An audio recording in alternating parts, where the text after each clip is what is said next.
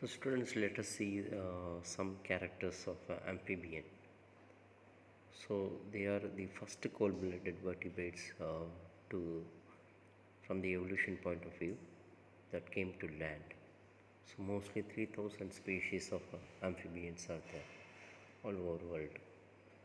So they are amphibious in nature, means they live both in land as well as in water. And also they are cold-blooded animals, similar to these fishes and reptiles. So body is divided into head and trunk, where the tail may be present in some amphibians. The skin is not so rough, it is smooth or rough, having some glands which keep them moist. So the skin is very moisture, so that they secrete some kind of glands which mostly help the young ones to be carried on their back. So they are very well known for their parental care. So they are usually without scales. Of course, we have seen in fishes there are ctenoid, cycloid scales are there. Here the scales are usually absent.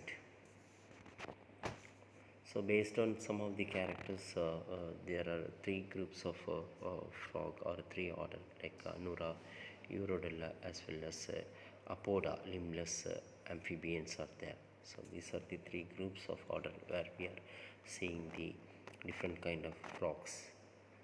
And Anura, Urodella, as well as the Apoda, limbless amphibian. So paired fins are absent, unpaired fins may be present. Two pair of limbs are used for locomotion, except Sicilian. Sicilian looks similar to the snake, limbless kind of frogs. The gills are present at least in the larval stage, and in adult it may change into a form of lungs. So skull is two occipital condyle, or skull is mostly in the two forms, is known as dicondylic. Respiration is very important. Double kind of respiration is taking place during the when we are seeing the respiratory organ. It's very important. Respiration is through by lungs, buccopharyngeal cavity, skin, as well as gills. So respiration is by many kind of organs. Heart is a three chamber, of course, from the changes in fishes two chamber. Here it is three chamber, and in the reptiles it is incomplete three chamber, where ventricle is halfway. Here it is three chamber, having two auricle as well as the two auricle as well as the one ventricle. Kidneys, of course, it is mesonephric, as we have seen in the fishes. Urinary bladder is present in the frog. Larva and tailed amphibian are amniothelic, a kind of where ammonia is morely excreted in the form of urine is in the form of ammonia. Frog and toad are ureothelic. Of course, ureothelic we have seen in the fishes.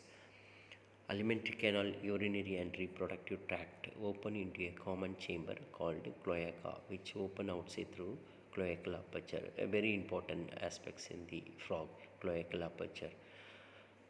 Ear consists of internal and middle ear.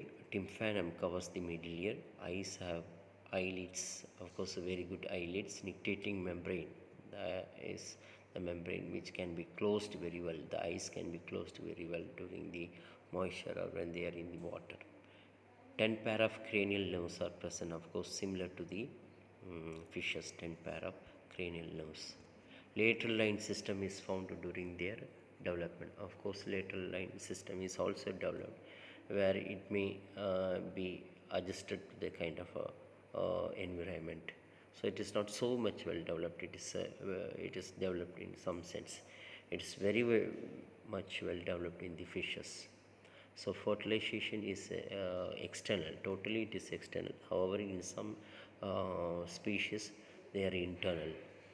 Okay, they return to water for breeding. Of course, they need some kind of moisture, some kind of rainy season, where the breeding is more during this kind of season, and the metamorphosis is usually present.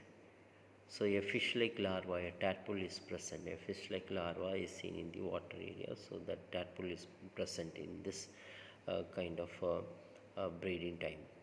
They occur in freshwater and moist land. Amphibians are not found in seawater. Mostly it is not seen in the seawater. It is seen in the freshwater and moist land. So these are some of the simple character to explain about the amphibian. When you are familiar with one of the characters of fishes, so you can compare and contrast with the fishes and the amphibian. So most of the characters seems to be similar over here. Like we have seen, they are cold-blooded animals. Most of them are ureothelic and some are amniothelic. The 10 pair of cranial nerves are seen. So it's all the common character which we are seen in the fishes.